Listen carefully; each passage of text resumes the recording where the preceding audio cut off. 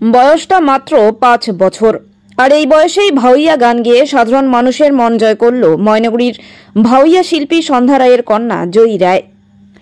সম্প্রতি এই ক্ষুদে শিশু তার সুমধুর সুরে ভাউইয়া গান গেয়ে নেটিজেনেদের মন জয় করেছে। সোশ্যাল মিডিয়ায় যা রীতিমতো ভাইরাল।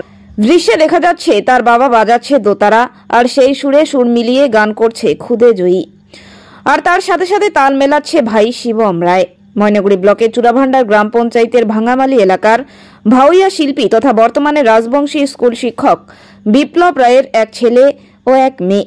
জানা যায়, মেয়ে কথা বলা শুরু করতেই তাকে গানের চর্চায় মনোনিবেশ করেছিলেন তার মা বাবা, আর তাতেই কেল্লা ফতে। মেয়ের গলার বাহবা মিলছে সাধারণ মানুষ সহ সোশ্যাল মিডিয়া জুড়ে।